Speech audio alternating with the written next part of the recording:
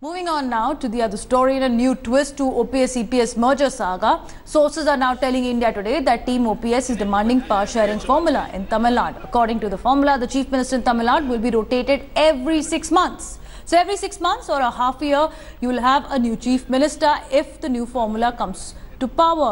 Now, EPS camp is yet to decide on this demand.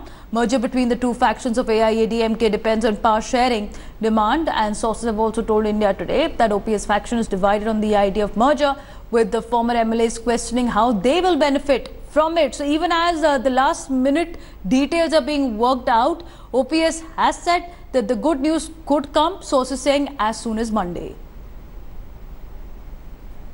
எந்த கருத்து வேறுபாடும் அனைத்து இந்திய அண்ணா திராவிட முன்னேற்ற கழகத்தில் இல்லை. இதேதும் புரட்சித் தலைவர் எம்ஜிஆர், இதேதும் புரட்சித் தலைவி மாண்புமிகு அம்மா அவருடைய அனைத்து இந்திய அண்ணா திராவிட முன்னேற்ற கழகத்தினை காப்பாற்றுகின்ற நோக்கிலும் அவர்களுடைய அரசியல் பாதையை நாம் தொடர்ந்து வெற்றிகரமாக நாட்டு மக்களுக்கு வெளிப்படுத்த வேண்டும் என்றும் பேச்சுவார்த்தை சுமூகமாக நடைபெற்றுக் கொண்டிருக்கிறது. கூடிய விரைவில் நல்ல முடிவு இன்னும் ஓரிரு தினங்களில் எட்டப்படும். The basic arithmetic is against this proposal because Mr. Palaniaswamy, who is the Chief Minister, is heading a legislature party with 122 MLAs, and the minimum he requires is 118. Now, OPS claims to have 8. I have not verified it. Even if you add that 8, Shashikala has 40. So if they come to an agreement with the expulsion of Shashikala, without which this man is not going to come, he says, Paneerselvam, then where is the question of this happening? There will be no government. There will be president's rule. So in that circumstances, how can you expect a merger?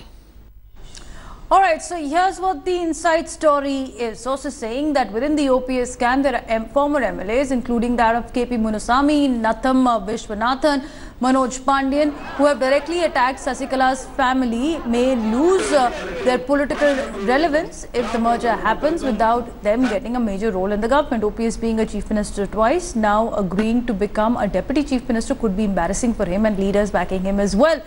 Now, it's interesting because OPS does not have much option. He's been chief minister thrice, and now he says that why should I be a deputy chief minister as well? My colleague Pramod Madhav is joining us on the story. Pramod, so are we looking at this 6 months formula that could work out for a final merger to be announced? And has the countdown begun? Is Monday the deadline? Well, Ravina, I would definitely say Monday or Tuesday is the deadline for the merger, because even when we spoke to OPS earlier today, he clearly mentioned within 1 or 2 days you will get good news. But OPS was very careful not to use the term merger. He did not say the word term merger anywhere in his bite, but just he said, please wait for 2 more days.